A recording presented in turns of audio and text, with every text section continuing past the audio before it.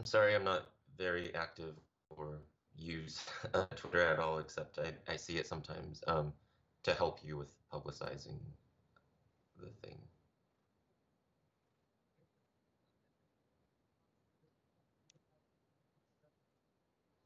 Mm-hmm.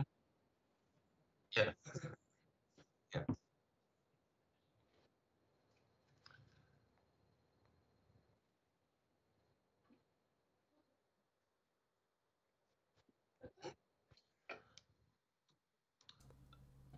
Hi, Julianne. You can hear me now. I had my microphone muted, but I should be good now. And Will, are you seeing my stream on Twitch now? If you reload the page. Yes, and it's on a delay, so Yes. when I So watch I would go myself, to the bottom left of the screen and yeah. just mute it. Yeah. Yeah. Oh no, I mean my face is on so my visuals is on a delay Yeah. too. It will be. It will be. Okay. Yeah. So should I not look at? I would mostly just look at the chat. Okay. So even when you're speaking and I'm looking at you, it seems to be on a delay. Is that Yes. normal? Yeah. Yeah. That's normal because the broadcasting software has to kind of send it. Well, welcome. I know folks will be slowly getting in. Yeah, Jillian says I completely ignore the broadcast when we do stuff. Absolutely. I just have it open to see what chat is up to. So welcome. It's so good to see you. It's been years since with COVID and all the online conferencing. It's been years since I've been able to talk to you. Well, how have you been? I've been lots of things. I feel like the easy thing is to say I've been okay, but yeah, a lot has changed. Yeah, how have you been, Dana? Busy and really interested in the things that I'm building. So, including a family. I've had a little Hmm. girl since I probably talked to you last. So she's 2 now. She was uh, right at the beginning of the pandemic was when I found out that I was pregnant. So it was I had that whole pregnancy in isolation, and then Josephine came in November 2020. So Mm, cool. so that's been a big project. And other than that, I mentioned the edited collection. So there's some scholarship in place, and this stream was actually kind of born out of the both the pandemic and um, the just NACVGM conversations with folks about feeling like the reading lists always stay long. Like we can never read everything we want to read. It's hard to keep up with the field. And I was sort of feeling that too, that when you're not in school and you're not taking a seminar and you're not sort of assigned to read things, it's very easy to let that be the first thing that goes when you have a busy teaching schedule or graduate students that are still trying to figure out what they should be reading. So then I thought, well, Twitch is such a gamer space to begin with. It might be fun to do a Twitch stream that's actually a literature review stream. So then Kudo was born. Mhm. Hoagie Time said the F word. What's it? Friends? Is friends the F word, Andrew? Yeah. So the other piece is I was emboldened to try streaming myself because it's a little bit to figure out. Okay, I have to do broadcasting software and figure out my microphone, my webcam, all these pieces of it. But Ryan Thompson started streaming. Gosh, was it 2017 when we started? Um, Pitched the idea of what if we did kind of a commentary playthrough of a video game where we talk about the music in real time as we play. And that first one, I think it was 2017 already. And we played Final Fantasy VI, and then we just never stopped. And so now, most Thursdays from 9 to 11 on Ryan's channel, Bardic Knowledge, it's me, Ryan, Jillian Grasso, and Karen Cook. And then we'll have special guests as certain games come on. So that's been a nice space to build a community in the field as well. So I think I poached a lot of the audience from that stream, being like, hey, I do this literature review stream. So we are here today to discuss the culmination of our first monograph in the kind of monograph series, which I think this was the obvious choice for the first book to look at because it's so influential. Everyone still thinks about it, goes back to it, rereads, assigns it to students, has robust conversations about some of the themes in the book. So I'm very interested in just hearing a little bit about where sound play came from, sort of the early stages and how it became what it is today. Yeah, thanks for having me, and thanks to anyone who's watching. I'm still surprised when anyone takes an interest in the things I do, and I don't say that as like false modesty because I feel like I grew up just so insecure about my thoughts about video games and about music. They seem to be so fun and therefore so receptive to, and yet also resistant to, what we might think of as rigorous or critical inquiry in the academy and also beyond. Uh, as I say in the book, I really thought of my musical upbringing and my gamer upbringing as intertwined. And the the short of it is the reason I think I decided to write about video games in grad school. I'm not sure if I say this in the book. I actually didn't go back and read it, even though I know I would I should have done so. No Um, worries. but I think um, I realized at one point, well, towards the end of college, I remember being in a car with some friends, and they asked me, Will, you're going to go to grad school? How are you going to have time to play video games? Because in college we played a lot, Smash Brothers, Mario Kart, Mario Party, um, Warcraft 3 online, like just lots of fun. And I had never thought prior to my friend asking me that what would happen to my gaming life. And I got really despondent, and I thought, I don't want to sacrifice um, a lifelong love of gaming for this external academic pursuit. So early on in grad school, I just decided I needed to make some use of this lifelong knowledge and experience, kind of lived, felt experience with games, and to kind of at some point just trust that even if there wasn't yet space for that in the academy, the Musicological Academy in particular, that experience and the insights I would try to bring to it can't possibly be so extraneous as to be valueless, right? So I just had to proceed from like, what do I think I know about games? What do I think I'd want to say about games and music? How can I say those things in a way that uh, I won't be, I don't know, rejected by my prospective advisors and committee members, right? I remember having lots of individual conversations um, with faculty who I knew would not be on my committee, but whose mentorship and friendship I still valued, and really having to code switch and remember to explain my terms and to remember that that's okay. Like, it's okay to try to make your field of inquiry really accessible to people who maybe don't always have accessibility at top of mind in the way that they teach their material. Like, when I think of grad school coursework, it's not like sometimes they put you through the ringer, but I Yeah. didn't want to match that kind of normative, um, I don't know, esoterica with, like, I could have written, I think, a dissertation on video games in a very cloudy way. Like, I could have just gotten um, by with that because no one on my committee would have said anything. But I wanted the book to be accessible, to be fun, to be kind of challenging. So, um, yeah, I hope that wasn't too long-winded of a response No, to a very simple question. no, it's absolutely valuable. Oh, I think I'm feeding back a little bit.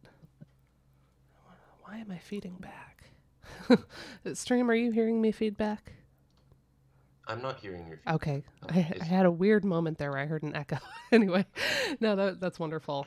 Some yeah, and folks echoing in the chat, just how meaningful this book has been. You know, Julian saying every year has assigned some chapter to this to some class. Pete was talking about online gaming yesterday, using those final two chapters. Ryan teaches them regularly, especially the MMO stuff. Um, and also just echoing that experience of going to grad school and thinking about accessibility of language. And I think that was something that was the most directly influential on my own dissertation was reading. I read Soundplay, of course, because I had my Kafka chapter where I was going to look at the representation in his themes, his leitmotifs of kind of like these elements of mental illness stereotype, right? Like the unpredictability of meter, mapping onto supposed unpredictability. But so of course I read the chapter on the voice and Kafka in particular, and that was kind of where the citations came. But more broadly, I have always just loved the way that you write.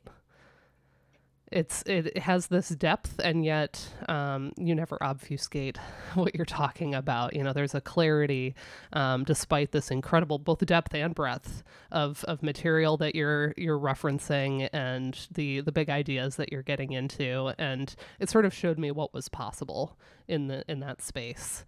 And then also knowing that I was going to apply a disability studies lens to the video game music, there was that thought of accessibility and not wanting to sort of couch everything in that esoteric, complex language.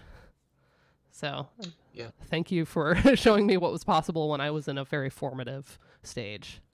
of course. You're so welcome, and thank you for saying those kind of things. I want to share that I remember when I was a third or fourth year grad student, I went to a local American Musicological Society chapter meeting in like Western Mass, and there was a professor whom I hadn't met before.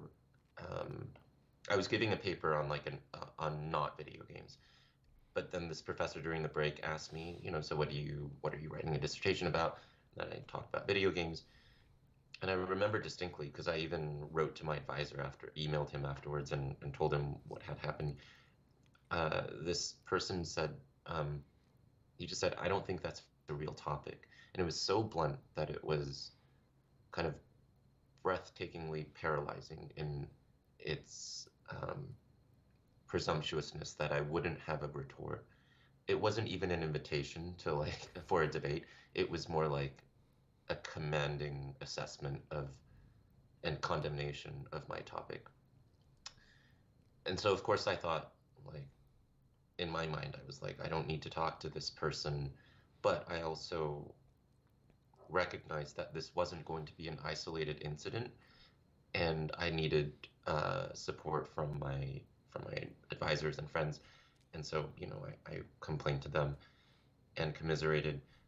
I think, I don't know if we need to talk about this, but, and I'm sure people here, the community, you've talked about this, but this continued impulse to have to begin our work by justifying it, and by justifying it in a way where we might still lose the battle because people are so reluctant to embrace it. It's strange that definitely was palpable when I was working on it. I know Kiri Miller felt it. I know Karen Collins felt it. I know a lot of the people here have felt it. And so it's always been a kind of back and forth in my mind. How much do I need to preface my work with justifications, and how much can I just launch into it without wasting that space? So I often think back to the actual encounters with people face to face where they've expressed all sorts of things. It might be fascination, curiosity, or indignation, or complete disinterest. And I guess that's just part of navigating a line of work where you have to talk to other people. But yeah, things like that happen. And I can only hope that the future of this subfield can be much more welcoming, Yeah. and not to forget that those battles were fought often in private, often idiosyncratically, anecdotally, and yeah. Uh, anyway, just some thoughts. Yeah, it's important. We were talking a little bit before the stream about the very active role that the leadership of the field has always taken in wanting to sort of imagine, okay, we have an opportunity here at the founding of a new field in terms of canonization, in terms of creating inclusive spaces, in terms of opportunities for community and mentorship of those that are new to the field. And this is something that a lot of us are working through, as Ryan says here, like the shared trauma of a lot of how graduate school runs for a lot of people, and trying to make the Ludo spaces places where we can come together and promote that rigor to each other, but without replicating some of those traumatic cycles that some of us had, pretty difficult advisor relationships or committee relationships, or had that sort of pushback of folks not thinking that the work was viable to begin with, and having to do a lot of that legwork. And one thing that is nice is I don't see as much in some of the more recent work that's coming out. I don't see the apology, the apologia happening. And I think that's so important, that it feels like it came to legitimacy a little bit faster than some other fields. And I wonder if that, I often credit film music study with sort of opening up that possibility for us.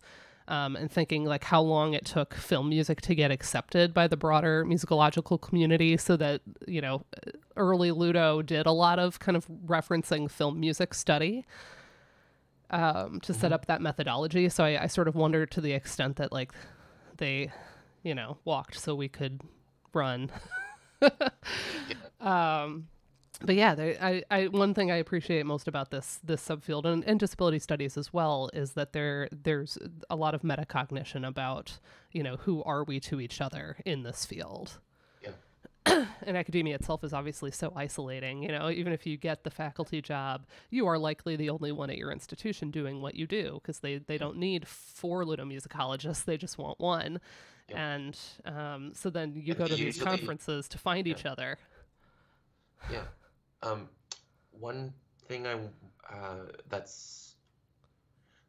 one thing I've thought about with respect to film music studies and ludomusicology, and the way that these sub-disciplines accrue legitimacy in eyes and ears of the establishment, is, so one thing I worry about is whether sometimes credibility is afforded to these subfields because of the perceived existence of musical repertoire associated with these mediums that approximate what a lot of people assume to be great classical music, right? Especially things that are symphonic, that sound really lush and whatever, complex and sophisticated, all those loaded words. Mm-hmm.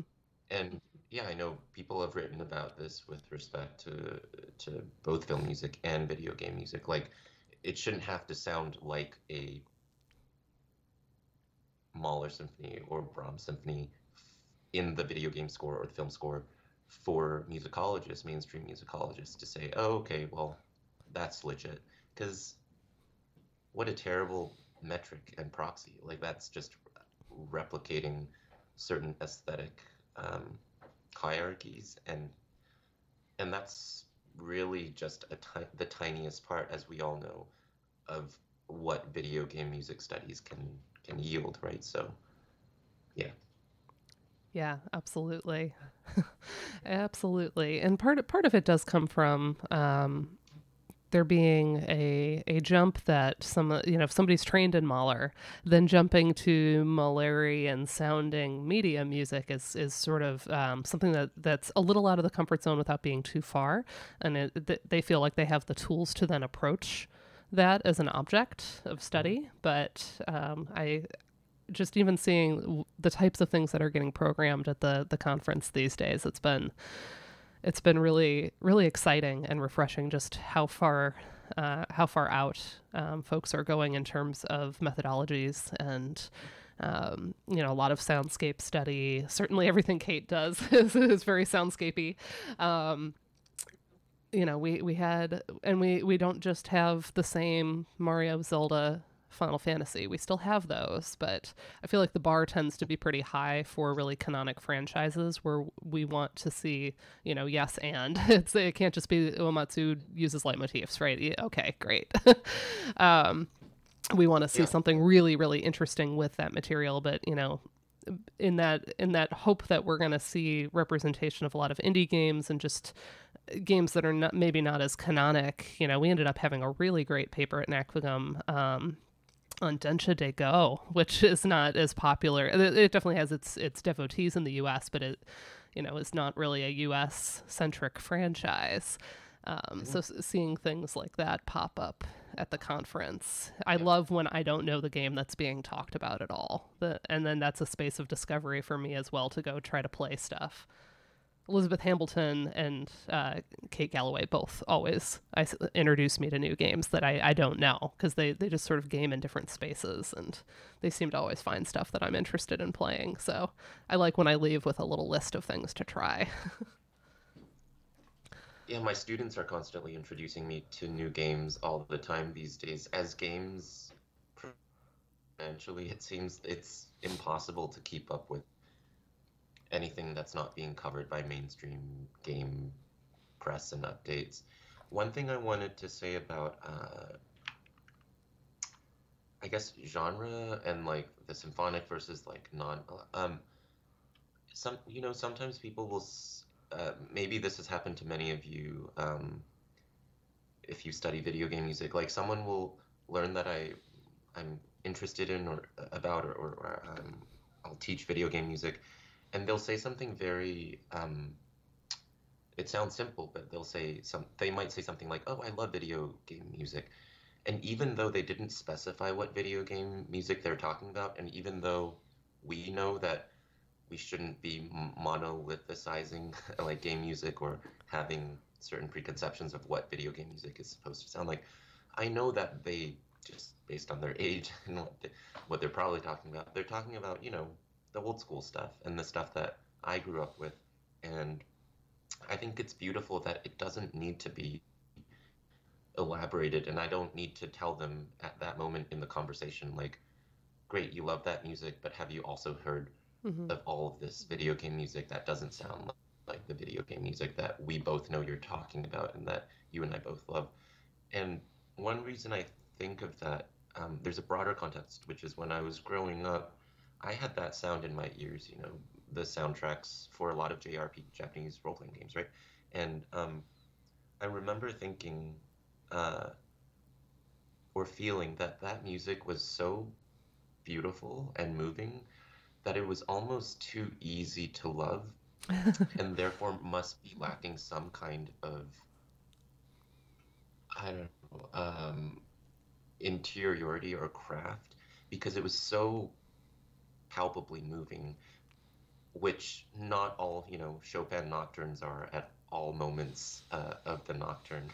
Um, so there was like a kind of economy, affective economy, and I was like, well, and I was skeptical of it. I was like, this music is too powerful.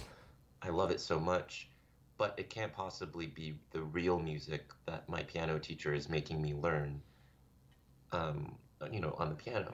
So even from an early age, I think I unconsciously categorized video game music, which I love so much, as more diversionary and definitely not part of the white European canon. And only very recently, like long after Soundplay, did I have I begun thinking about the racialized valences of the way that I thought about video game music. So much of it was by, Japanese composers who came up through certain traditions and pedagogies and pedigrees.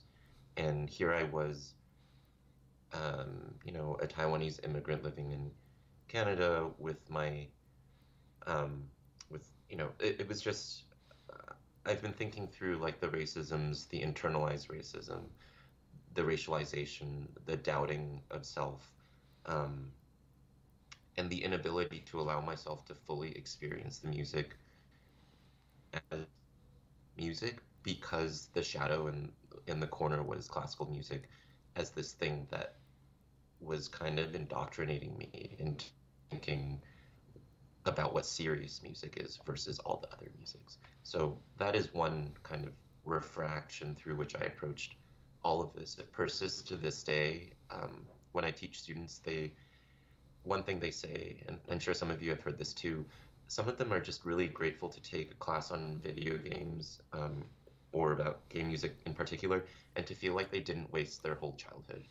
And like, like I've had parents come to me during like parent visitations or during presentations and say, "Thanks, I understand my teenager better now also, and I'm glad to see that, you know, that there's value in this activity." So Yeah. Gosh, that's powerful, and I think resonant for a lot of us. I also experienced that sense of um, classical music being sort of the serious, the real, the thing that I was supposed to be doing. And it meant that I did the classic conservatory training in violin, and I played my solo Bach and worked on my concertos in a very particular order. It was that sort of rigorous approach to music, and the idea that I could study or celebrate or analyze this music in detail really didn't come until middle of my doctoral process. I entered as a minimalism scholar. I was going to write on Philip Glass, specifically Satyagraha. That was the plan for the dissertation. And so I was always interested in, you mentioned economies of sound. That was always something that was there. The idea that how are we getting so much power out of such limited materials? And it was only, I did a one-off paper on Mega Man just in a little summer. I did a media, my advisor and I did an independent study where I was like, I just want to read, Shion and all those things that I kind of knew were out there, that would be interesting to me. And I wrote a yeah, little paper on Mega Man music, and Arvid Ashby said, "This is one of the most compelling things I think I've ever seen from you." And so he sort of gave me that go ahead, and I remember thinking, well, shouldn't I do something serious, and then that can be my like secondary area. I remember thinking, like, is this going to be okay? And he sort of said, you can make it okay by doing work that has merit to begin with. Make people pay attention to this work. I think you're going to find your voice in this. And it's really thanks to him having that sort of expansive view of what musicology can be that gave me that license.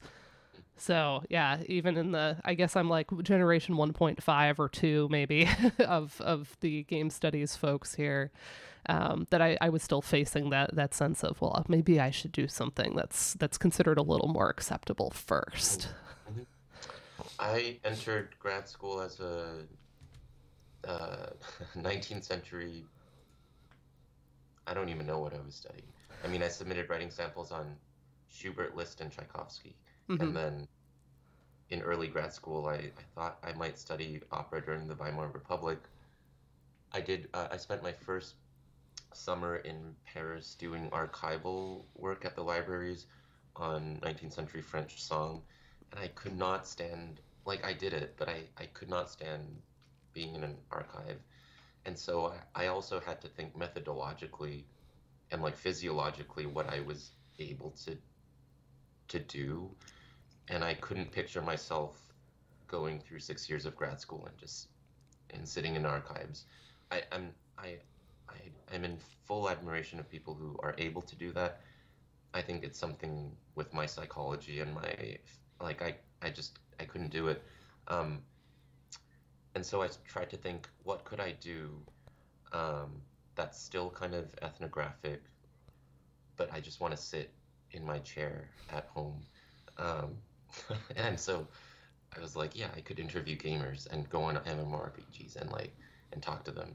Um, Yeah, but all to say, I came through the usual kind of modes too, and great credit to my advisor, Alex Redding, who just he didn't he just trusted that I would come up with something to say about my topic.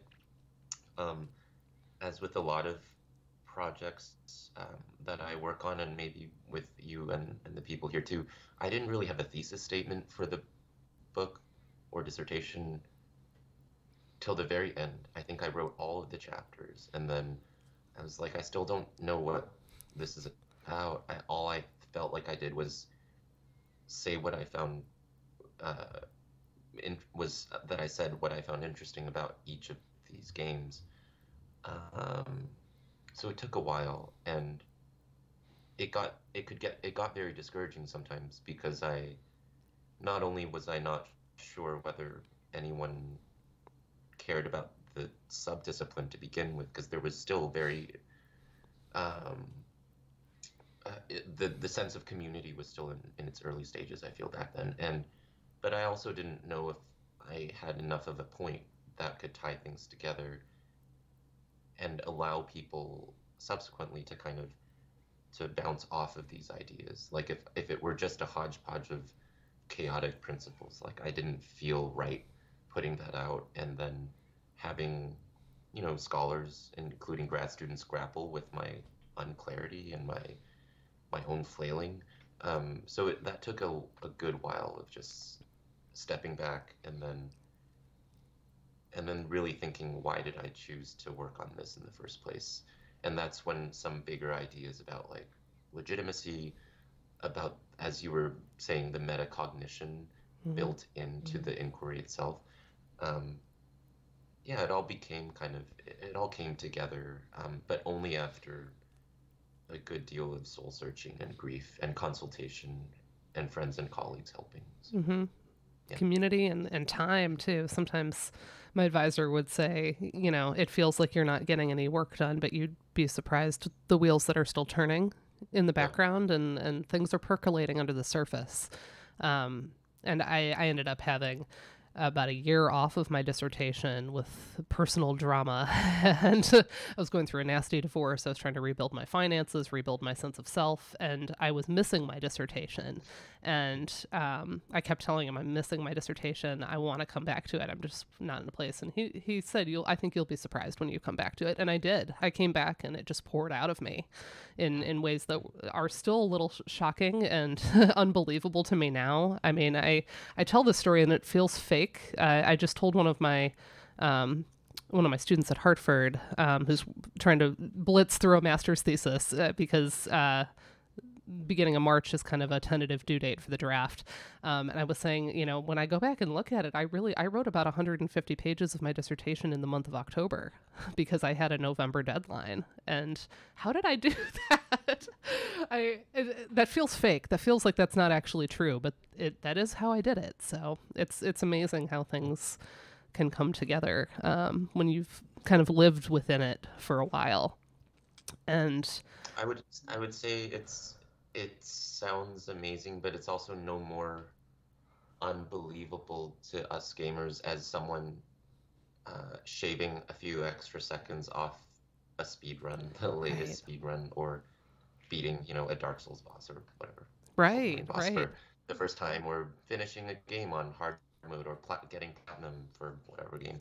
Like, we're used to that hill, and we're also used to scaling it Mm-hmm. when we least expect it. And we find things in ourselves as gamers, and I guess as writers too. Like, we're familiar with that sense of overwhelming odds because that's literally the context for all like epic games, I guess. So, yeah. Absolutely. So I think that's a really important point and one that's getting picked up in chat a little bit here about uh, it never would have occurred to me until I was in the process of writing a larger dissertation because my master's was in performance, so I didn't even have a master's thesis under my belt. So I remember being worried about how will I structure a dissertation, and in my head, you write in a very linear, chronological kind of start to finish, And of course, that's not at all how it is. It's such a messy process. And usually the intro is kind of the last thing you write. And maybe the conclusion and intro come at the end and you sort of find your way through it. It's more of a labyrinth than it would appear from the outside, Yeah. that, oh, well, don't you just start at the beginning and go from there? And so that's an important thing to just remind anyone that's in the quagmire of a larger project right now, that messiness is part of the process, and a lot of the process comes in stepping back in editing, in drawing new threads between your different chapters. It comes clear after you get things on the page, and sometimes that messiness is really frustrating. Yeah. I, not, I don't know if this would be interesting to anyone, but I remember pretty clearly the way I wrote my dissertation. It was the Lord of the Rings chapter, chapter 4, I guess, in the book, because that was my first little case study. Ethnography came out of an ethnography grad seminar, um, and then the Team Fortress chapter, and then the Fallout chapter, and then the Silent Hill chapter, and the Final Fantasy VI chapter was not in the dissertation. That was the new chapter in the book. And I guess I wrote the intro and conclusion for the diss also. Um, but it was completely out of order. I just felt like I needed to get words on the page. Mm-hmm. And so I went where my interests were. Yeah. Um, So about the sort of dissertation to the book process, I'm currently in that stage of working on a proposal and trying to figure out, what I'm going to keep, what I'm going to lose, what I'm going to add, and I'm sort of curious about how that looked for you. Was this just self-motivated? I'm going to turn this into a book. Did somebody approach you about it? Did your advisor kind of push you into doing this? And then what was the process of turning this into something that was separate from the dissertation? mm.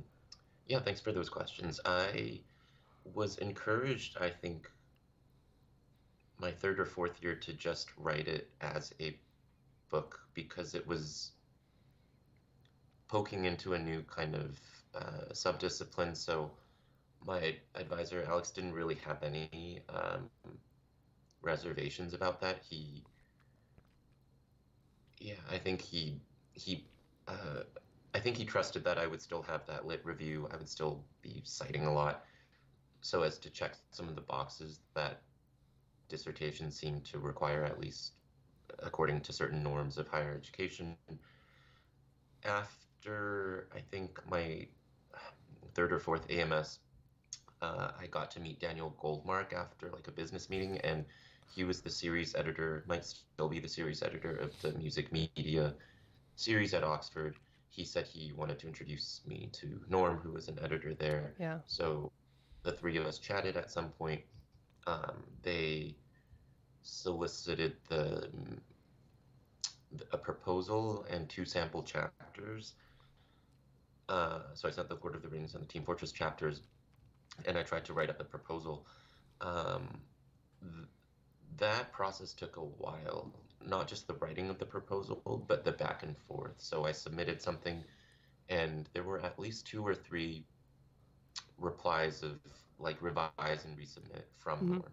And I really appreciated the feedback that he and Daniel were giving me, but also it felt frustrating. I was like, I thought I knew what I was saying, but each time, this being my first attempt to, write a large scale project approaching a publisher, like I didn't know how to write a book proposal. I didn't know what they were looking for. I had no idea what the components were, what the language expectations were, what the length expectations were. I was just, I was just amazed that someone took an interest in the project to begin with, to even want to give it maybe a chance to become a book. But I, of course, followed through and I made all the revisions, and eventually it got sent out for review, um, and then it came back and things were okay. And yeah, that was the process. There wasn't too much talk of like the book needs to be very different from your dissertation. I think that's what some editors still say to prospective authors who are trying to write a book based on their dissertation. But I think that skepticism or that line of questioning comes from, I mean, there are larger issues here, right? Like, there's a question of why don't you want dissertations to be books? Well, it's because there are certain norms that dissertations seem to need to adhere to that make them suboptimal as, trade books or even university press um, books. So yeah, I navigated that, I think, okay. It didn't feel easy, but I'm glad that it happened. I also got really, by the time Soundplay came out, I was pretty sick. So I was sick for a few years between 2013, 18, 19. And so I remember getting the box of the first prints of Soundplay. There were like 8 copies in there. And I wasn't even excited because this was, 2014 or something. And I was really sick, and it was a sad kind of moment, but I opened it, I saw my book for the first time, and I was just like, I can't process this right now. So I put them away for a bit. All to say, I don't know. Maybe the point is, the path is never as smooth or happy as the final product might give the impression of. Um, yeah, that's it. And my advisor told me growth is painful. When someone's going through puberty, you tell them growing pains are normal, right? And he says even though this is a kind of a metaphysical pain at times, that often that discomfort is a good sign. And there is a point. There's a difference between this is new and uncomfortable and ow, this is painful in a negative way, right? My violin professors always told me the same thing. There's a difference between I'm adjusting my bow hold and it feels a little uncomfortable versus something's not right here, it's hurting, and I'm getting a signal that this isn't okay. So kind of learning how to navigate that, but recognize that some of that discomfort and pain and doubt is a part of the process as well, and just being really transparent about that, as you went on to do in Just Vibrations and Loving Music Till It Hurts. Those are very near and dear to my entire way of approaching the field. And I'll never forget one of the times I saw you talk. I think it might have been on one of the AMS Disability Study Group sessions. You used the phrase willful vulnerability, and I tell people about that all the time, that you talked about this, within the field to one another, that this is almost a transgressive act to just be transparent about our embodiment and our process and what we've experienced, and sharing that and finding community in that, and instead of just thinking, well, I have to sort of suffer through this alone because no one else seems to be struggling, right? That's been something that I've that little phrase, you said it in the midst of a broader talk, but it stuck deeply. It embedded itself into my core. So anyone who hasn't read Just Vibrations, it is available open access, but you can also buy the paperback of it, or get your libraries to buy these things. I always say that. Get your libraries to buy these things. Wonderful work. Thanks for those words, because I don't even remember using the phrase willful vulnerability, but I totally trust you that I said it. It sounds like something I would say, but I don't remember that phrase. But it just goes to show you sometimes you don't even know the impact you're having on folks.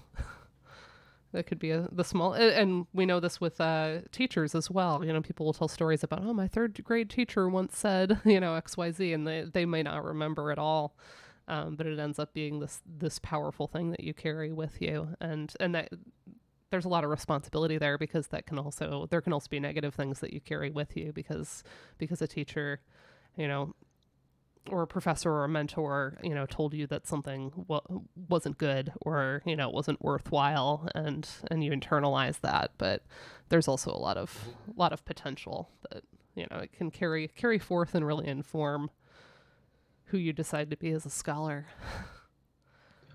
So, all right, we've had a little bit about the process here. We do have some questions on sound play itself. I had a Google Doc that I was just throwing it into the chat every so often when I was covering the chapters. So some of these are from various members of the community. Some of them are just things that came up for me as I was preparing and reading. And interesting to see Julianne saying having nostalgic associations with actually reading this book, the book itself being a vector of nostalgia, exploring Chicago coffee shops, getting away from campus for the first time, reading while waiting on the train to go on dates with my still current partner. I love that. When a book just becomes a part of your happy memories with gaming as well. That is such a kind thing to say because it reminds me of, you probably all feel this too. You know how you can remember what you were doing in your life when you were playing a particular game? Yeah. And you very much remember like the space you were in and the friends you had, the mood you were in, I don't know. The snacks Yeah, you had. just, like so experiential. Like Yeah. it's like I know what was happening in my life when I was spending 8 months trying to platinum like this, PS game or something. Yeah. Yeah. Yeah, I have fond memories of both. In undergrad, there was like a suite of boys kind of across the hall from where I was living, and they had hooked up a projector to play video games on the whole wall.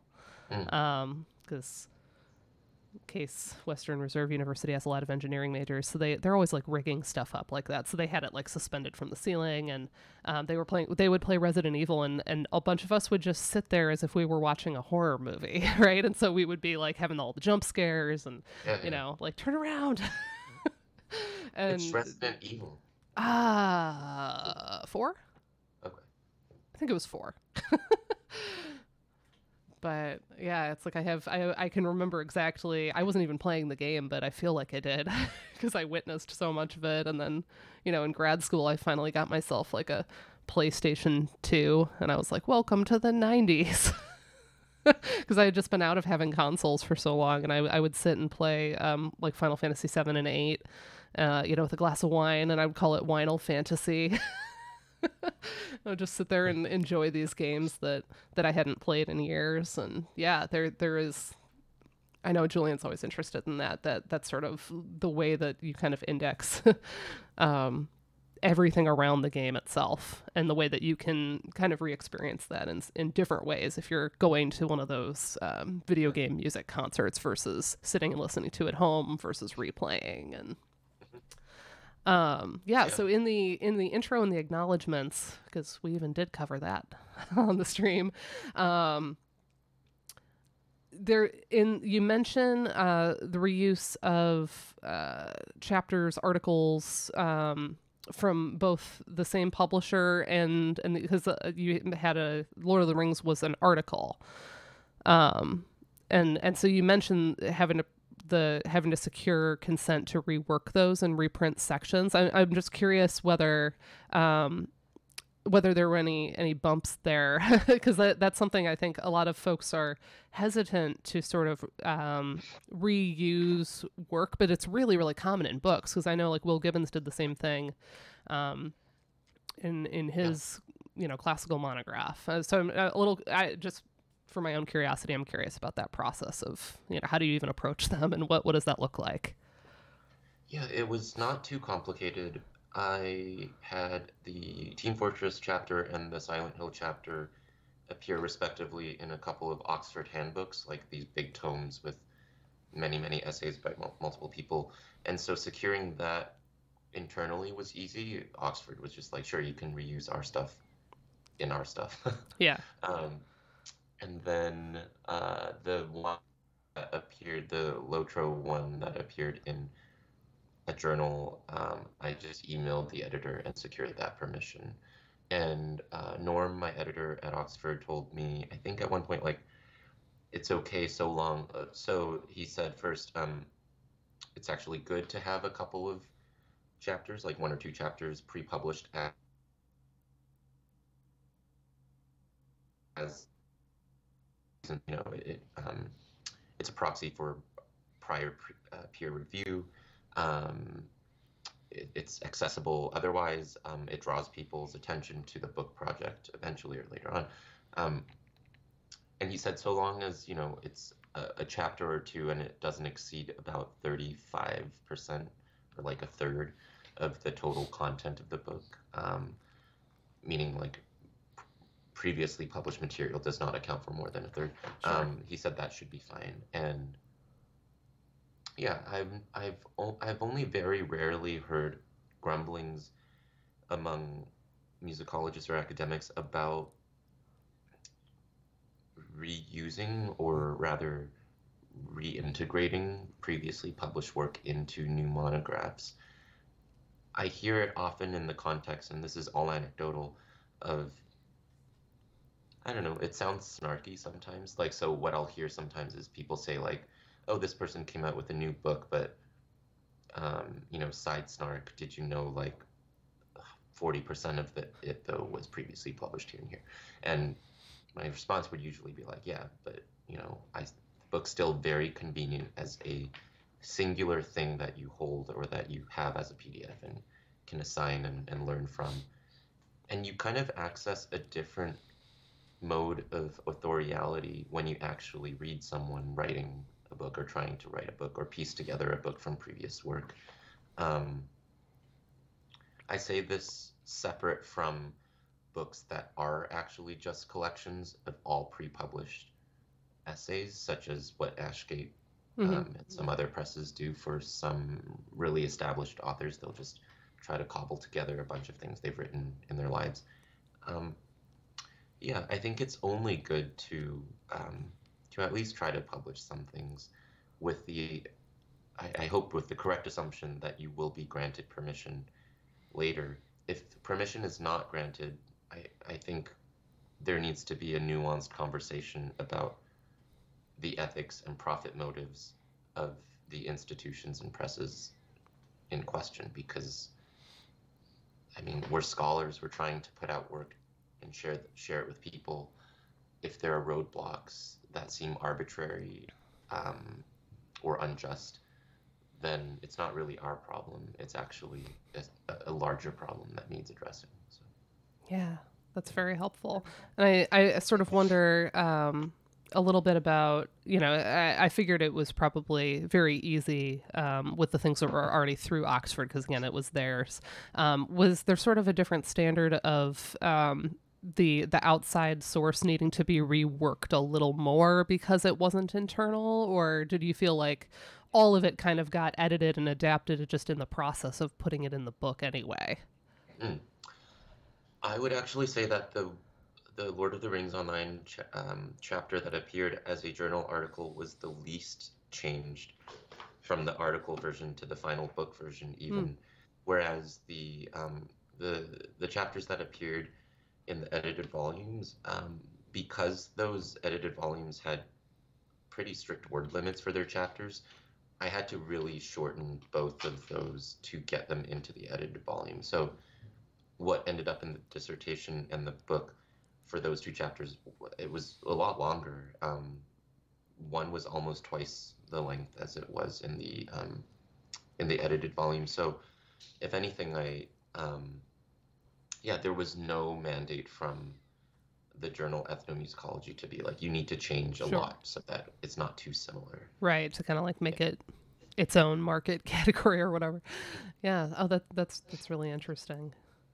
And my experience kind of going the opposite direction. The Cambridge volume that Tim Summers and Melanie Fritsch put out, they were interested in my second chapter of my dissertation, where I talked about cognition and physiology and game sound's influence on the player body, and I ended up cutting that one about in half, and it was kind of liberating to just sort of cut and, hey, does this still hang together? Did I cut in places I shouldn't have?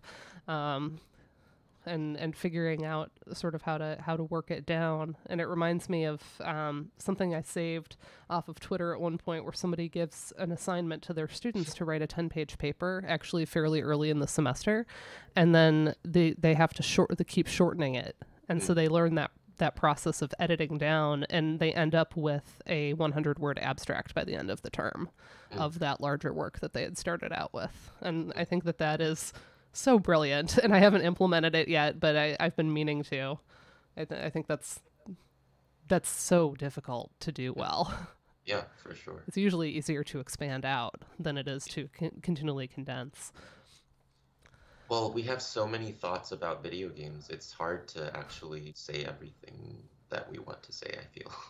And in Yeah. that, I like to say it can be. My dissertation, my mantra was this is a catalyst, not a culmination. In some ways, yes, it's the end of one journey, but I always thought of it as, how can I expand on this? How can I continue to work in this area? Where will I go next because of the things that this has opened up for me? So I always tell it, like, that's one of my mantras with all of my advising too. Like, just think of that. Think of it being a catalyst. Yeah. So in chapter 1, some of these are pretty long, so let me read through really quick. Let's see. Oh, yeah. So the importance, question here about the importance of the kind of the graininess of the sound, like in the early records, but also in the sound of Agatha's violin. Because I noticed the showpieces in particular that are on her channel were using a lot of Sulji technique, right? Which often gives it that kind of strained or kind of less pure of a tone. And of course, those composers are exploiting that intentionally, right? And they explicitly mark it in for players to play that way. But I was interested in the idea of that sort of the grain or the strain of the sound, of course, in the overall sound world, but also with regard to notions of nostalgia and post-apocalyptic decay. What is my question in that? The question is, how does the graininess of the sound? Yeah, sort of relate to nostalgia or the decay. Yeah, I've often wondered whether that's a learned response. I guess that's the question that interested me most. And I don't think I really tried to address this because it was too complicated for me. But I've often wondered whether maybe behavioral scientists or historians would know better, but whether our response to the grainy, crackly, the sounds of technical failure, or when the materiality of the technology reveals itself through unintended, cracks and pops, whether there are I don't know, inherent aesthetic properties that would make us attribute or associate that with the past, or whether it's just the fact that we've learned from watching TV and movies with representations of crackly media that we know that that's meant to signify pastness and to elicit nostalgia. Regardless, I experience it very much when that aesthetic is present. And yeah, it's funny to think back to. I haven't thought about Agatha in 10 years. How is she doing? I don't know. But yeah, I would just be when I was playing Fallout 3 and writing the chapter, just go into her house and stand around and look at her and listen to her play and record it and then think about it and transcribe. I think I transcribed one of her improvisations. It was originally created for that game. Yeah, this is kind of a meta answer. What I'm saying is I'm nostalgic for that moment when I was right. trying to figure out the nostalgic music. Yeah, there's a lot of layers. And what was really interesting to me and really struck me too is that it ends up being very polyvalent, because we have that nostalgia association with the grain, but I think it also had a very present or futurist, the post-apocalyptic element, that sort of grain also portrays the world being contaminated, dusty, gloomy, mushroom cloudy. So the timbre being evocative of that present moment as well at the same time. Yeah. Kind of existing in two temporalities simultaneously. Yeah, lost pastness. Yeah. I like that, Julianne. Or a fading pastness. Yeah. There was also the section on the idea of staying put and watching the sunrise, and that being that inaction being the disobedient or transgressive option. And then we had some discussion in the chat about the red button pushing sequence with the detonator, and about how the possibility of destruction is already programmed in with regard to the player's agency. So the questions were sort of about whether this kind of staying put and doing nothing and observing the world is more of the same because the game developers designed a big, question mark beautiful open world to explore. So aren't we meant to explore it? Isn't this mode just as sanctioned by the design as the ones that involve action and choice? Hmm. I think so. I think it depends whether dominant gaming behaviors among us tend toward action rather than inaction. And putting a controller down and just viewing the virtual landscape inside a game as if it were a moving painting or as if it were something that you didn't need to be tactilely engaged with at all times. I think it can feel more transgressive because typically doing something is what gets the game going and what the developers need you to do in order to engage with the deeper, more layered mechanisms that the game has to offer. There are games, of course, that are kind of what do they call them? Like walking sims or Right. games that are very low action, low conflict, low branching choices. Fallout is not such a game, but such moments remind us that it's possible to find those modalities of engagement even in games that aren't purposefully trying to mold you into a walking simulator protagonist or something of that sort. Yeah.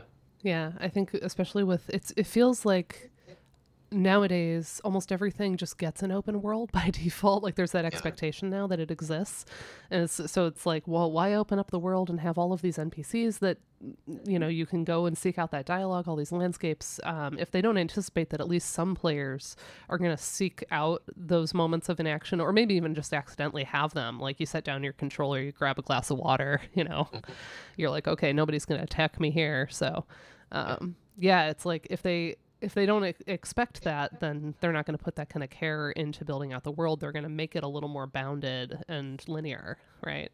Yeah. There's I'm seeing increasingly adventure games and visual novel games that will that very explicitly present non-action as a viable and oftentimes let's just say better choice, right? Like the game might warn you. A game like what's its face, The Quarry, or even like the Telltale games like Walking Dead, and like sometimes there will be a dialogue option or a quick time prompt, and the game might teach you early on like you don't have to shoot everything. Like you cannot press X if you want to be if you want to choose inaction, and maybe paradoxically that inaction is itself the correct or the an action that is very productive and leads to more paths.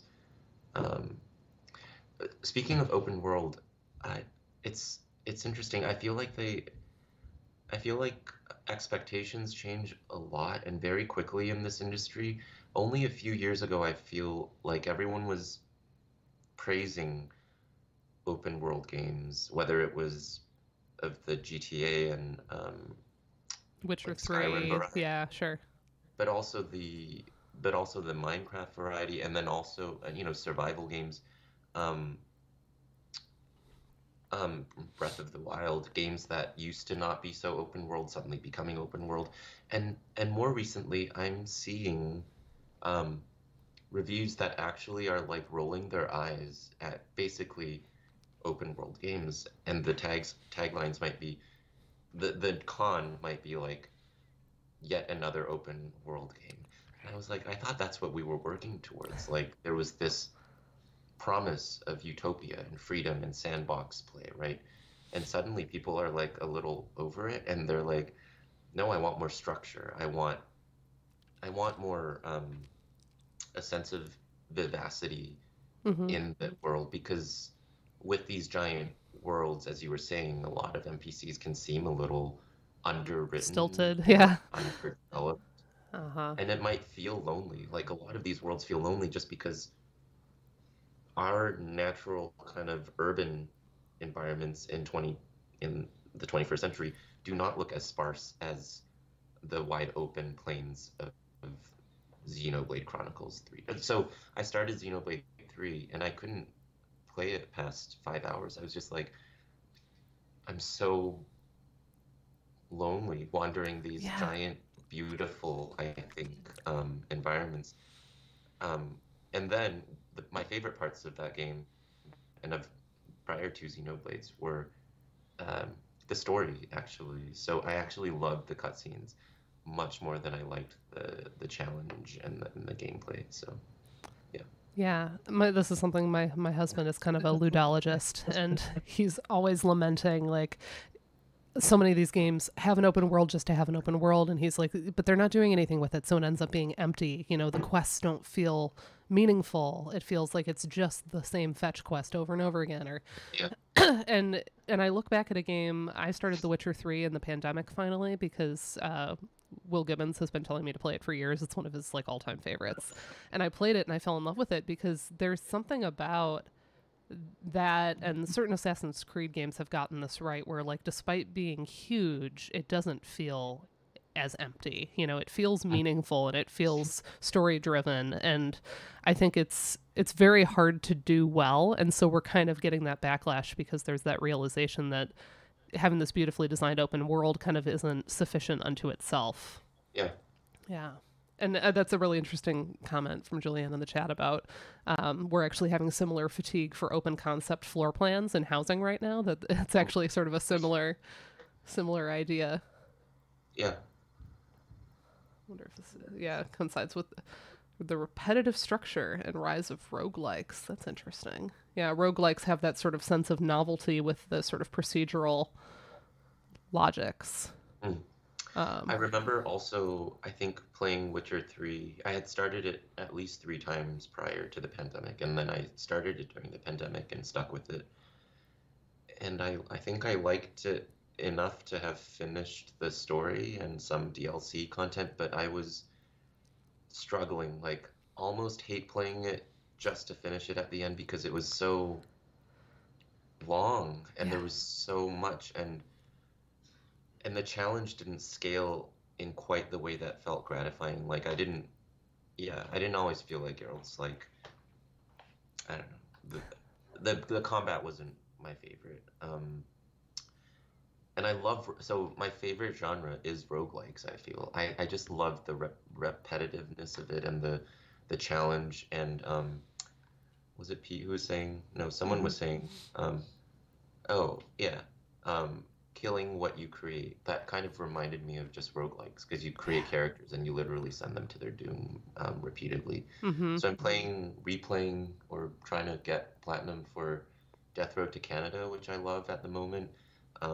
It's what I'm playing at the moment. I'll just like boot it up, put on a podcast, turn the music of the game down to like 1 bar so I can still hear some of the sound effects, but then, listen to some stuff and basically that's my relaxation time. I've also started Elden Ring though, and I'm waiting to reach that whatever hour mark where it's gonna get its hooks in me, like I know it will, because I loved all the Souls games. You know how there's that tipping point in game playing psychology where like suddenly you wake up one day and you're like, obviously I need to start playing this game as soon as I can. That hasn't clicked yet for Elden Ring, but maybe it will. I think there's very much like a right time for certain games to be in my life, right? Yeah. And then there's games that it's always the right time. Like Stardew Valley is always the right time in my life. That's like one of my most played games of life. But this is going back deeply to my childhood. When Harvest Moon Super Nintendo was announced in Nintendo Power, I actually have the Nintendo Power issue like right here, because my husband found it for me online. I remember going, I've never seen anything like this, and just I bought it with my own money as a 10-year-old. I still have it. It's worth a lot of money now. But the Stardew ended up being sort of that interesting like retrospective, like it played on the nostalgia of how limitless the original Harvest Moon felt, but it was able to add on to it. If I go back to Harvest Moon now, I can see how limited it is. But Stardew feels like a love letter to how Harvest Moon felt as a 10-year-old. But yeah, I always bring Yeah, up Stardew. I remember I played one Harvest Moon, my first Harvest Moon on a Game Boy or maybe Game Boy Color. I don't think it was Game Boy Advance yet, but the first time I played it for 4 hours, I remember that morning and afternoon, I couldn't put it down. I just needed to, especially once you got chickens and cows. Like I was having the time of my life, and it was one of those magical, absorbing afternoons where I was like, what is this? And Like, how am why I does this playing The work so Sim? well? And yeah, why does this work so well? Yeah. Yeah, Yeah, and a lot of I should. that's an Yeah, interesting series to look at in the aggregate because not all of the games have had that magic. Um, yeah. and they certainly struggled over time with licensing and then the kind of US versus Japan divide.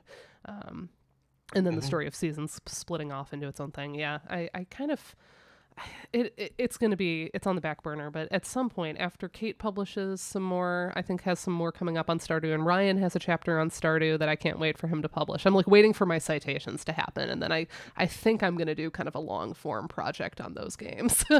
Yeah. um, I don't You know what know, I'm going to say yet, so if anybody else publishes on it, like I won't consider myself scooped because I just know that that's such a huge part of my life. I'm going to come back to it at some point.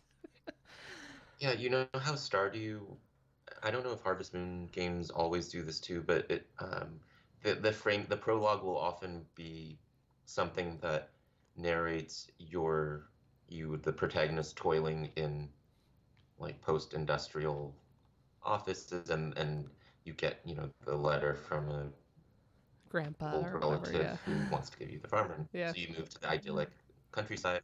It's like this very pastoral, idyllic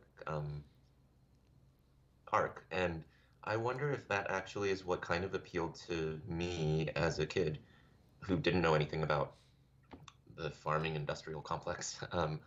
Just being like, oh, this is another kind of life, and it's peaceful, and it's also another kind of gaming, like Mm-hmm. the lack of combat, the social elements. They were kind of ahead of their time. Um, I wonder if that's kind of what still draws us to them in a way. Just it's an escape within a medium that is already seen as escapist, right? So Yeah. it's like it feels very transgressive in that it's giving you permission explicitly um, to be elsewhere. So I remember feeling really, I remember feelings when I played games. So sometimes when I play and I get so absorbed in a game, some of you might have this experience too, where you look up and you realize 5 hours have passed, and you're kind of happy that you played that game, but you also are a little sad or like melancholic or depressed because the sun went down and you forgot to eat, Where and you did the feel like time you go? wasted your whole day. Huh? Yeah, you feel like you wasted time, even though our scholarship and we're constantly working toward recuperating that time as not wasted, right? Like it's valuable.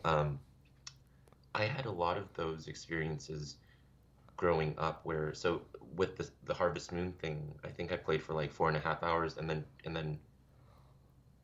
then felt kind of, even as a kid, like where did my time go? I got really into The Sims, the original Sims, in high school, and built a house, Mm-hmm. Me built a too. family, um, and it was associated with, for me, that game with depression in high school because I was gay. I am gay. I'm not. I wasn't out.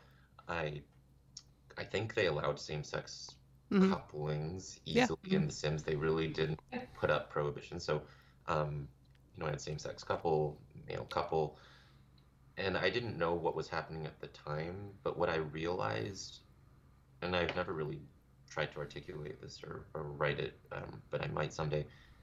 The Sims was presenting me with a version of a free and open life with those pixels that I knew I wasn't yet able to access at that time, and that I didn't know if at that time if I was ever going to be able to access. The future was very uncertain in my projective imagination, and it was strange seeing these Sims speaking their little Simlish and going around their life being just a normal gay family. Sure, they might get, stuck in the swimming pool sometimes and drown, but that's just an occupational hazard of being a Yeah. Sim. But yeah, I share that because I don't want people to think that my path through video games was all just like I discovered new games and was fun and I got really into them and then I wrote about games as part of my work. They can bring up all sorts of emotions, and that's one thing I really want my students to know is that if they're failing to enjoy games or enjoy studying games or thinking about games or playing like a game that everyone says is supposed to be the coolest, most fun game that makes you forget all your troubles, it doesn't mean they're broken or that they're not playing games the right way.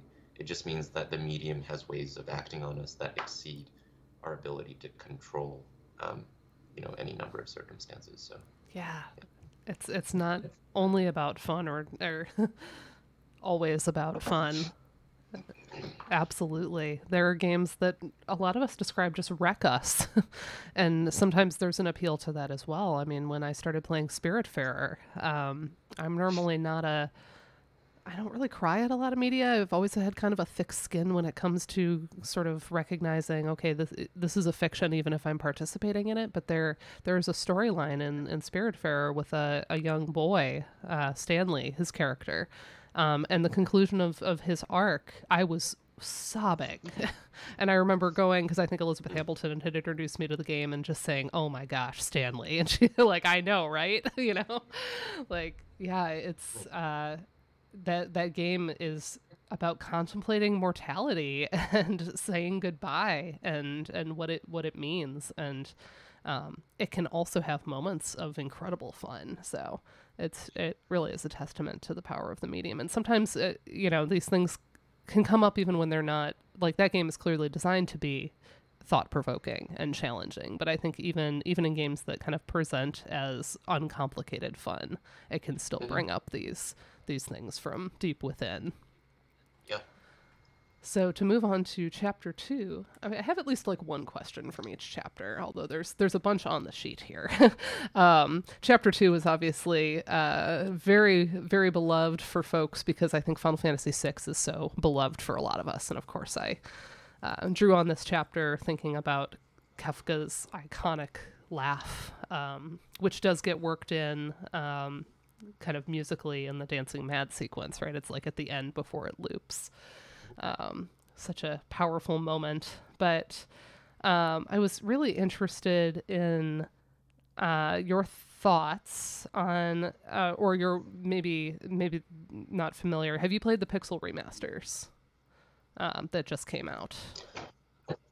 Nope. Okay, so maybe not just that we could pull up a video really quick, but I was interested in sort of the pixel remasters. Of course, reworked the graphics to make they still are pixelated, but they make them look a little smoother. They add different like water effects to kind of update them, and all of the music was completely reorchestrated, and so there is that sort of new official. So for a long time, we have had fan-produced YouTube versions of the opera, the OC remixes, live versions through Distant Worlds, which are, adjacent to official. But now the Pixel remaster, we have the entire game. And yeah. So the question here being about like, okay, now we have this new official. So how does that kind of complicate or complement the earlier arguments about this aria when we now have a fully performed version that is put out by the company in this way?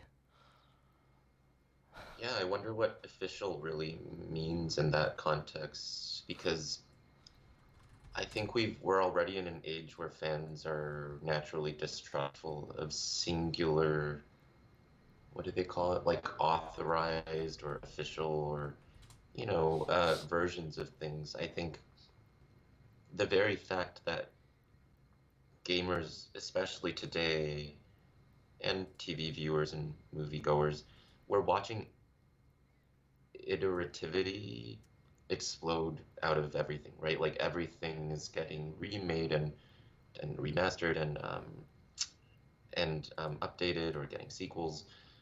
It seems very strange to hold a standard of singularity or officialness, to hold that up to a piece of music when we can't even do that to a game that contains the music, right? Like, what's the official version of FF6 or of anything, of Dead Space? Like, is it Yeah. the first one called it, or is it the second one that doesn't even need to be called something else because it's been long enough? They're just restarting, right? Mm-hmm. Um, yeah, I think it can only be a good thing that we're asking the questions, and Yeah. it can only be good that we're continuing to view these beloved musical pieces as not slottable into any single iteration or any set of performing forces, right? Um, when I teach my kind of annual video game class, there's usually an opportunity at the end of term for students to perform whatever they want, like whatever video game music they enjoy. It's totally optional. But those are memorable performances for me too. They're not anything close to anything official, but yeah. Yeah. Does that help answer kind of that question? Yeah. Absolutely. You take a quick break. I'm going to show a little bit of this pixel remaster and then you can catch the tail end Okay. of it. Are But you yeah, I'm going to showing try to the pull this video? up really quick. Okay. Let's see. YouTube. Okay. I'll be back in like 2 minutes. Yeah, no worries. Why is it like not popping up?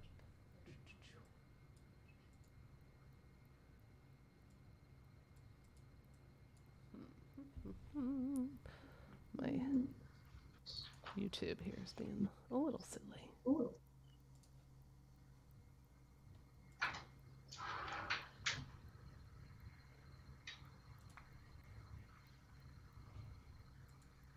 Where is it hiding?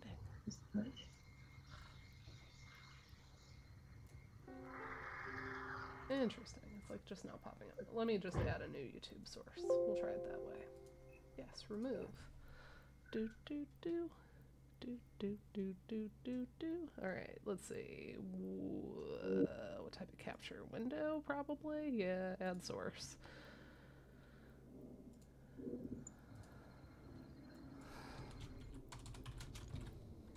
Just try to get the. I don't know why it's just being weird. See if I can get this to. There we go. That looks like the Pixel remaster, don't it? Okay.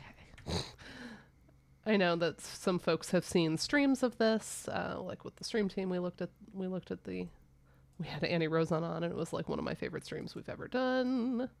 So let me just rework here.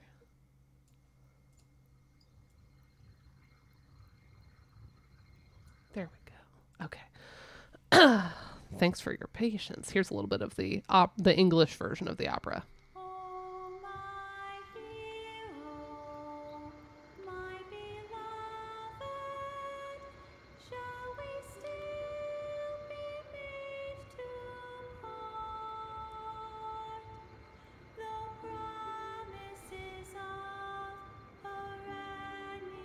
Something about the use of the word perennial here feels so weird to me.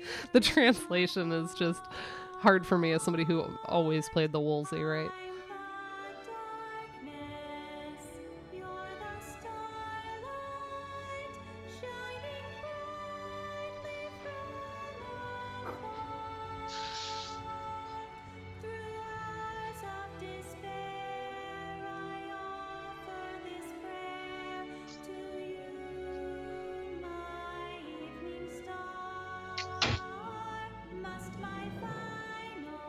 She could give us one vibrato, just one.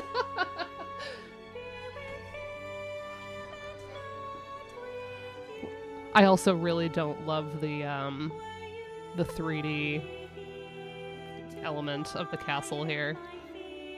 It's not like the whole game looks like this either. It's just this moment. She's a general, not some opera floozy. Yep.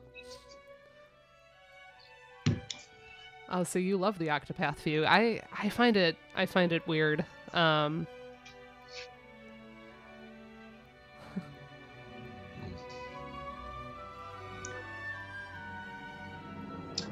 anyone played Octopath 2 yet?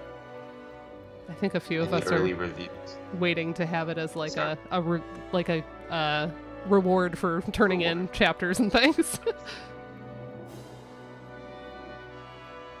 Yeah, see, it's interesting. Somebody who didn't grow up with Final Fantasy VI, none of this bothers me. The responses to this, I think, have been varied, quite varied. Just the sort of the quality of the voice. Of course, I have issues with the lyrics. All right, so she goes on from there.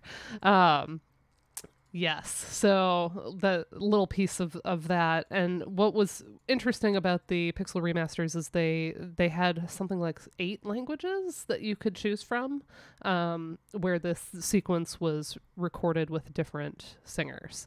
And so when we streamed the Pixel remaster, we had opera singer Annie Rosen on, who was in Akhenaten at the Met. Very good person to have on, and we ended up watching all of them and sort of getting thoughts on the different performances and the sound, and that some of them aimed at a more sort of professionalized opera voice, but the English and Japanese in particular really leaned into the idea of amateur performance. That, you know, she has it is a limited range to begin with, but just sort of the tone production being a little bit more like a pop singing. Yeah, that was a really good. Oh yeah, and Ryan found the sequence. That was a really fun moment. But yeah, I was just interested in the idea that you've mentioned fans reinterpreting this moment with remixes and putting on their own performances and you know, these reworkings, but you know, the idea that there's now this kind of new official, and sort of how that's meant to play on our nostalgia or replace the original. Now that we have the ability to have the fully sung, you know, recording as opposed to the ahs of the MIDI. Because you mentioned, like, people like the original. Like, Yeah. I'm one of them. There's something about those MIDI ahs that I almost don't want. I don't want this. And Yeah. why? Why is that? Why don't I want this? Yeah, we might be used to the original. For those of us who experienced it, we might have strong associations with that and parts of our lives. We might find it quaint and charming that, you know, that not everything needs to match the standards of verbalization and vocalization that society deems normative and communicative. You know, we can think about it through the lens of disability, through lens of, you know, who gets to be a subject and to express that subjectivity. Yeah, voice studies could really, you know, the new voice studies could really dig into this as well. I never think of it as an either or, like debates about whether the original is better or whatever metric we're using or word we're using. It's typically, it feels like the equivalent of a secondary emotion to me, like the emotions that are getting people to argue about, is this real, is this better, is this the next official thing?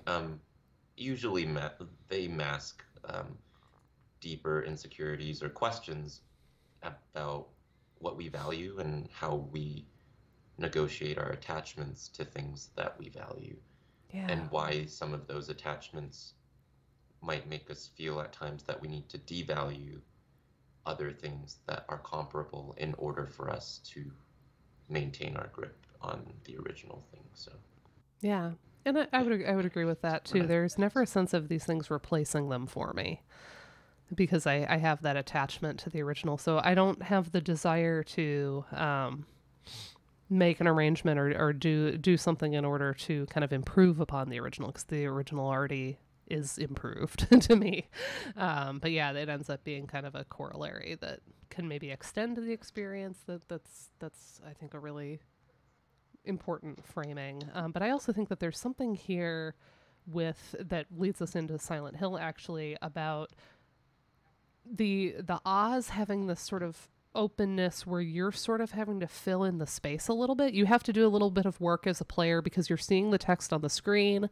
I remember especially with the Woolsey translation, like the syllables didn't quite match onto the notes and the pitches, and so I would try to like kind of sing it along and like, you know, I knew in my head that it was originally in Japanese, but I didn't know what the Japanese was. So like trying to fit the syllables, there would be this interesting kind of meta game that I'm playing as a kid, playing the game where I'm kind of filling in the gaps, and like maybe there was something to that I'm not just passively watching this opera aria. I'm actually actively trying to sort of figure out the aria as it's happening in real time.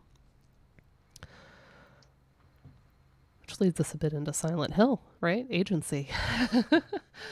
So you have a lot of really interesting ideas here. And I think this may have been a Julianne comment about survival horror in general being about breaking a lot of ludic contracts with the player, but fulfilling the horror genre contracts at the same time. We want to give ourselves over. We want to be scared. We want to be destabilized. We want to come out surviving the ordeal. And so we're throwing ourselves into knowing that this is what's going to happen if this isn't our very first experience with this type of media. It seems like something you would say. Maybe it's something I said. I don't know. So the questions that go ahead. I just had a memory of you described it, the game as it's a horror game, but you know how when you play especially really old horror games, although I don't know if that's always the case, like it doesn't always seem so scary the 10th time you've started it and going through the same sequence so you can record it better for when you present it to people. I remember when one of my committee members who doesn't play video games, none of them did or do, read the beginning of like this chapter when I described the intro sequence where you're kind of mauled and killed in an alleyway. She said it was really scary, and I was like, I'm glad I communicated that, but it didn't read scary to me ever because I was figuring out all the words and I was too close to it. But I'm glad that sometimes as ludomusicologists, like we can actually convey really fascinating scenarios to people and bring up sympathetic emotions that they might get if they played the game. But failing that, like the next best thing is to have someone like really try to capture the moment and the feelings, right? So sometimes it surprises me is what I guess I'm saying, when people actually are willing to let themselves imagine, like recreate those game moments in their mind as they read through. Like they're very much an active and willing participant, which I think goes to the question of agency as well, right? You're kind of making the reader like a co-conspirator, and they have to also follow along your chapter if they're going to read through it, the way that you might, as the protagonist in Silent Hill, have to go through the motions if you're going to make any progress. Or you could just stand there, right, which I say at one point. Or decide, like, I'm done with this game, I'm going to turn it off. Yep. I'm not going to finish it. Yeah. So yeah, the connections that came out as I was sort of looking through and preparing some more questions here had to do with the player sort of filling in or completing or compensating for things in a minimal soundscape. So just as I was filling in those ahs of Final Fantasy VI into my own operatic performance in my mind, I'm filling in with like the darkest nightmares here. And you talk about the economies of fear, minimal sounds, kind of reductive aesthetics as evoking maximal terror. The idea of the player having to take a more active role in those spaces, because you're going, oh, was that creaking floorboard in my apartment, or is it in the game? That sort of fourth wall transgressing. And it kind of reminds me of the shower scene in Psycho, right? That what we're filling in and imagining is probably worse than what would actually get depicted for us. It's scarier because of this framing. Hmm. But then the question in all of this, so there's kind of two related. One of them was I was starting to think about my background with minimalism and think, well, minimal alone is not the sufficient condition for fear, right? There's this combination with uses of silences, empty spaces, other sounds, and people often describe minimalist music as being soothing, meditative, maybe even a space for religious contemplation if you're talking about like Pert. But here, minimal sounds are kind of taking on this dangerous agency. So I was sort of curious about, what's the difference here? What's the deciding factor in these two forms of reduction? Because both are equally intentional and designed by the composer. So is it purely timbral? Is it harmonic? Kind of a tonal language versus dissonant clusters? Is it something else? Is it the fourth wall breaking? I'm curious if you have thoughts on what's the tipping point in reduction as being relaxing and meditative versus terrifying. I think timbre is a huge part because a lot of the timbres in the Silent Hill soundtrack or the samples are it's industrial music, and it's the sounds of machines and gears and sirens and things like that. Um, yeah, and the repetition of those samples and those clusters and loops are not very predictable. Um, it's funny, it doesn't work because so I do kind of have a drop the needle for one of my for a video game music class. I might not always do it that way, but each week they might have 8 video game tracks that they need to listen to, and then I might play a few beginning of next class, and they have to tell me. Um, it doesn't work when I only have one Silent Hill track during one week because they hear it and they're like, oh, it's the one that goes bang, bang, bang, right? Right. But actually, that's learning something too. Just because it's so easy to say, oh yeah, that's obviously Silent Hill because the other ones are so melodic and melodious. Um, I don't think it's unvaluable to have students listen to that and implicitly understand the intense recognizability of it. Like that itself is curious. The fact that they're like, oh, that's Silent Hill. The question is, why do you think? Like, why is it so obvious to you? Can you articulate it? Can you say something about it? Um, as you're asking me to kind of articulate at this moment, also. So. Yeah, I remember studying for drop the needle exams, and sometimes things did sound kind of similar, and so you're just making like lists of like every single thing that could make it stand out. Like sometimes it was instrumentation, sometimes it was just like, oh, okay, I'm gonna try to remember that like melodic gesture or something. Especially when we got to like serialism in the 20th century class, right? You're like, okay, how am I gonna remember these for the drop the needle exam? And similarly, my mom was an art history major in undergrad, and she describes similarly with paintings, how many virgin and child paintings from the Renaissance, and you're like trying to latch on to these very minute differences because it's the exact same subjects over and over even, and the same color signification, that Mary's often in blue, and so you're trying to just think about like tiny little idiosyncrasies of these pieces in order to distinguish them. But and I sort of started wondering as I was questioning, okay, so what's the line? Part of it is tonality, part of it is, or, return to tonality after some of the earlier serialist excesses, as it were. There was kind of a return to intelligibility for the listener in that sort of 1970s, 80s, 90s minimalism, post-minimalism. But I also, you mentioned that minimalism is also this marker of trauma. And I think that can apply to even the stuff that is often considered meditative. I think that there's that sense of being kind of stuck in the repetition. So I wonder if it sort of hinges on that as well, that there's also a line here between that it can be meditative and restful, but it can also be like a safe space, but it can also be psychological unrest. It can be kind of traumatic replay as well. And to what extent we could even take something that was that sort of more pleasant side of the coin and maybe add some elements to fit it into a game like this. Like, could you use Arvo Pärt to score a Silent Hill game if you'd added some of these other elements. Hmm.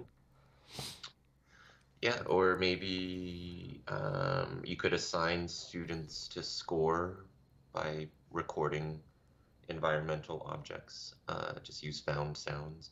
Score a segment of the original Silent Hill, let's say, and have that superimposed. Um, yeah, there are all sorts of things one can do to like hands-on experiments with these minimalist tools and possibilities. I think that would be such a good assignment too, because I think people would realize how difficult it is to get this effect, Mhm. and just how much care goes into the sound design of these spaces. That Yeah, there has to be a balance between noise and silence and sort of the musical elements, and they're very carefully tuned to one another. And there's ways for it to become cacophony and where it ceases to have that effect. yeah, I think that, that gives me ideas. That is a really interesting idea for an assignment, just to sort of appreciate something that a lot of people would go, oh, it's just recording found sounds, right? Sort of recognizing the complexity inherent in making this kind of soundscape, even though it seems. You mentioned that there's reductive, can get lambasted when it's assumed to be the result of incompetence, but when it's this very careful choice, it is yeah. something that takes a lot of care and craft. Yep. And You could call the assignment something like everything but the kitchen sink, because that's what people think goes into the mashing up of just random noises, right, which is not the case. But that's also not appropriate because a lot of the sounds in Silent Hill sound like, a dripping. garbage disposal. So that's kind of a kitchen sink. So, Yeah.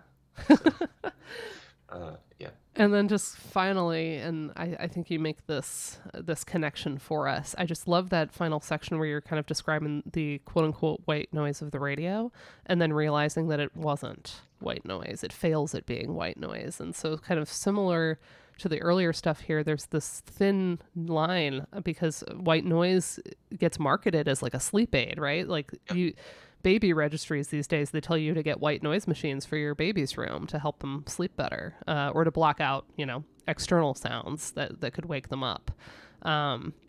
So there's this line here between noise as relaxing and meditative and a sleep aid versus imperfecting it in a way that distorts the purity of the original, the white noise being comprised of the equal frequencies at the same volume, and having them all together. And as soon as you distort that a little bit, it becomes monstrous. Yep. And of Yep. course that's a very Gothic idea, right? Yep. Yeah. Wonderful. All right. Well, I'm watching the time because I know you have a meeting, but so Lord of the Rings, my biggest thing here, for one, thank you for these 2 chapters, because I think the multiplayer element can be really hard to model. And these are really influential because they give a framework for thinking about what can be very elusive musical experiences, because that replay is going to give you a different result every time. And so, thoughts about kind of recording your gameplay. Stephen Rayleigh has written on this too, about like how this can be a very complicated thing. The music itself can get patched out in different versions. Your experience is kind of evolving in these spaces, and so it becomes about these social engagements. But my big thing here was obviously freestyle versus ABC is at the heart of the music making in Lord of the Rings Online. And there were all the attendant issues that players had with seeing ABC as kind of cheap, some kind of a cheat, the hard-won skill of learning how to freestyle. And ABC is often framed as popular, cheap, and an easy way out. But to me, it seems like the difference here is actually between performance and arranging, if not outright composition, right? And how, especially if it's an arrangement of a popular tune, it's seen more as a means to an end rather than a legitimate art form on its own. And just wondering about that does seem to map into the real world. Arrangers are not given the clout that a composer is, even though there's quite a bit of skill and craft involved in creating arrangements. and that to even get legitimacy for an arrangement, you need performers to do a good performance of your arrangement. Yep.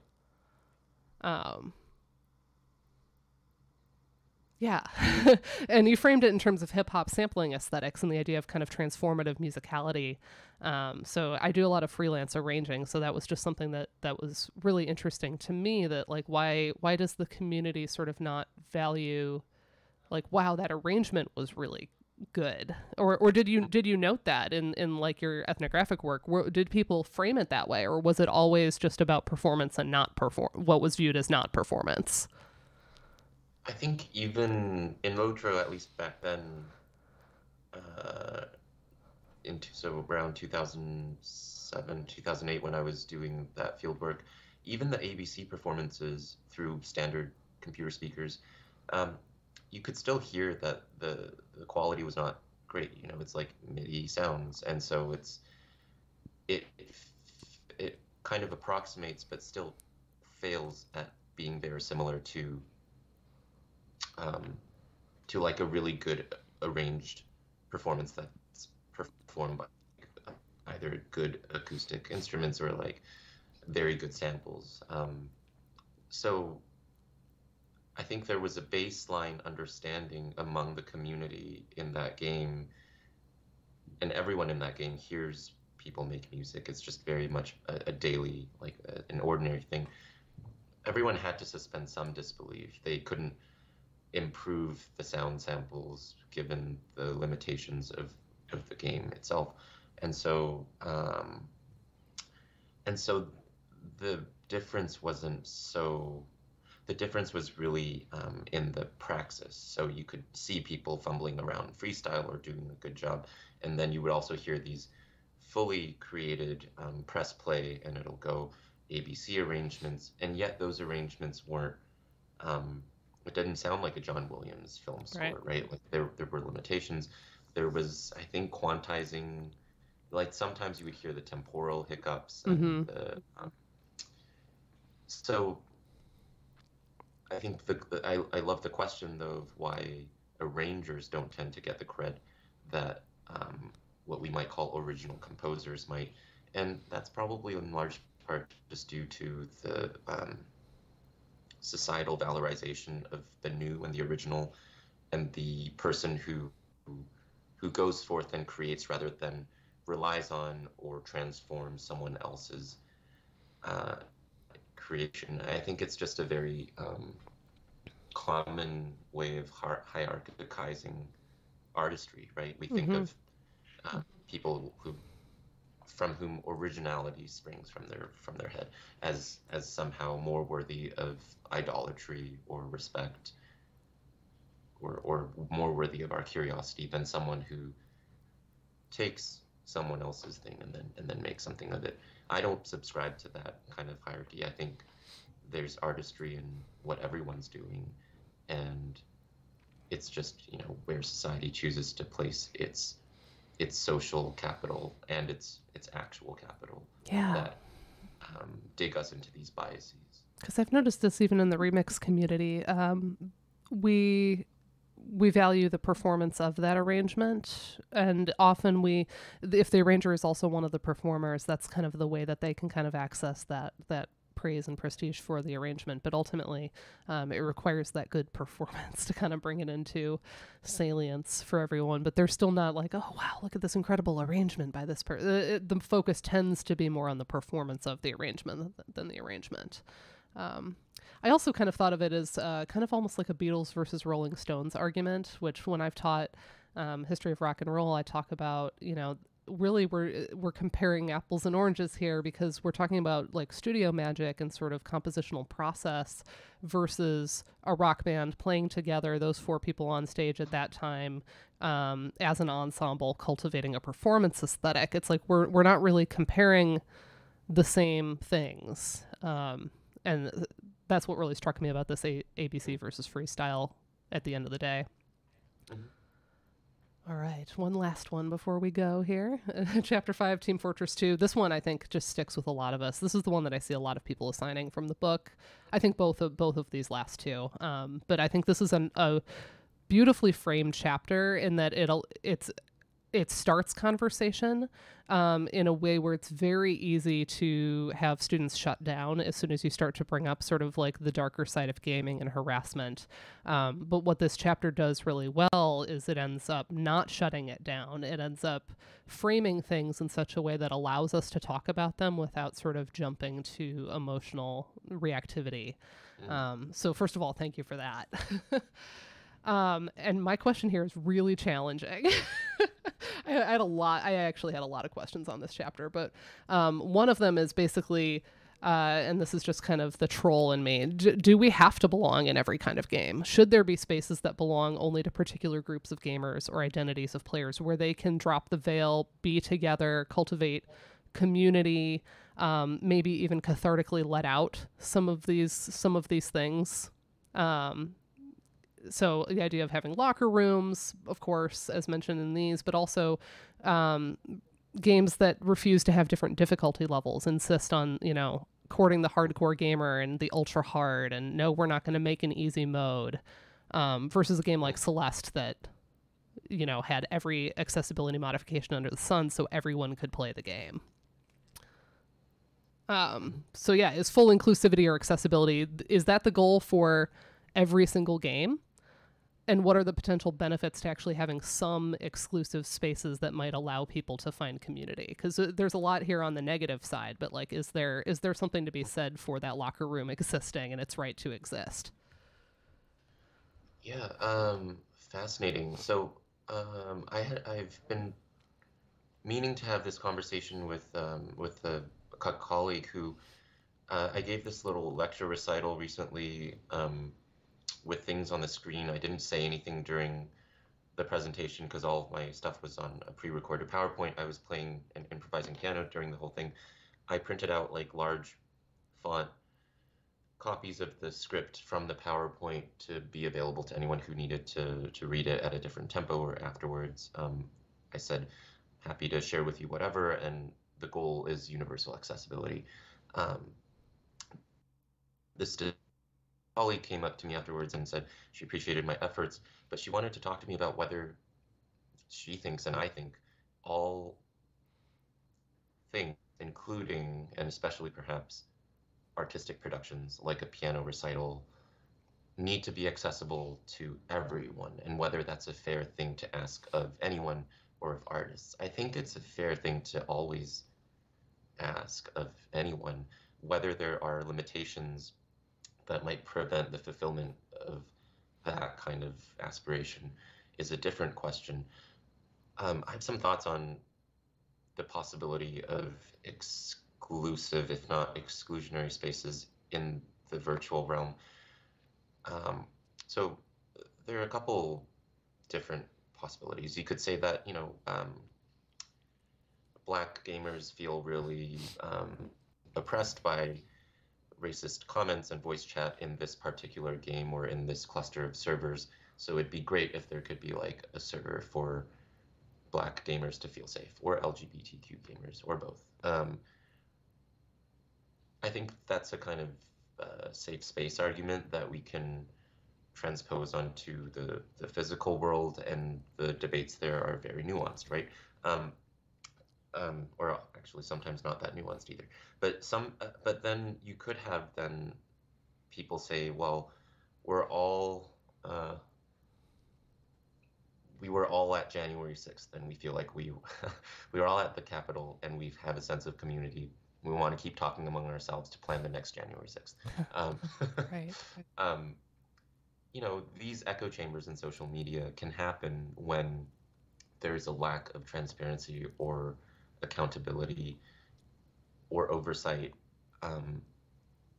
and those dangers of, I don't want to just flatten the phenomenon by calling it radicalization or by calling it an echo chamber where people just get more and more worked up and more invested in their own views, because I think what's actually happening is a very complicated ongoing sociality of people looking for a place, of people navigating like a game that makes them feel like they're having fun and they belong, and trying basically to find purpose and to find people. And sometimes the easiest purpose and the easiest people to find are those who share your views already. So it's not always malice. Sometimes it's just the path of least resistance. I worry that if we start siloing people into servers, that kind of self-imposed segregation and an interest group type of formation, I don't see how that would be beneficial in the long run if we are intent on imagining some kind of gaming community where people can kind of move around freely and socialize freely, always with risk of encounters, but to proceed from separation, I think, can be dangerous on many levels. But that's me speaking as someone who's never taken a sociology course or anything relevant to this conversation, really. Well, and let me just kind of wrap up from there by saying that to me that maps onto the field too, and the idea of siloing ludomusicology within music studies writ large, that like we can have our safe space and come together, and hopefully within that we also encounter difference, and it's not this hegemony of sort of same thought about video games. We want it to be a vibrant, evolving space as well as inclusive. But the idea of not siloing ourselves so much that we don't want to go and engage with the rest of the field, because there is so much that can be learned in those encounters, right? In sort of learning to translate what we do, speaking to somebody with a different background who can open us up to something else. So that's kind of my final thought on this. But I know you have a meeting to get to, so I want to make sure that I respect your time here. No, I have 3 minutes, but I just want to note that that's a really beautiful sentiment and goal, to always feel like we should be reaching out to people, meeting them halfway, and communicating to them our ideas in a way that's accessible. I would also say the counterpoint to that is we don't owe any particular colleague or group of colleagues anything, and if we encounter them and the continued response is annoyance or resentment or condescension, I'm also okay walking away from that conversation and not feeling like I need to justify what I do or what I play to that person. Yeah. Like if they're not willing to collaborate with you and enter into sort of a good faith conversation with you about it, if you're only feeling like you're bending over backwards to try to get them on board with you, then that's not productive in the end. But yeah, ultimately build your communities, right? What do I always say? Cultivate versatility, cultivate community. Those are the things that serve you well in what can be a very isolating and challenging space to exist within. But thank you so much for Thanks, Dana, your generosity of your time. I haven't scrolled through everything, but I see lots of familiar people in the chat. So yeah, this was so much fun. Thank you for spending time with my book. Everyone was looking forward. This was a very popular choice for the first monograph, and I'm glad that we took a look at it. I think it's still foundational, and everybody should read it because I think it continues to have things to say to us as scholars. So thank you for putting this out into the world and for being, a force of just positive models of what musicology should look like. And not just this book, but all of your books have been just striking and powerful and profound. So thank you so much for the work that you do, and keep doing it and stay in touch. Thank you so much. All right. Take care, Dana, and bye, everyone. Bye, everyone.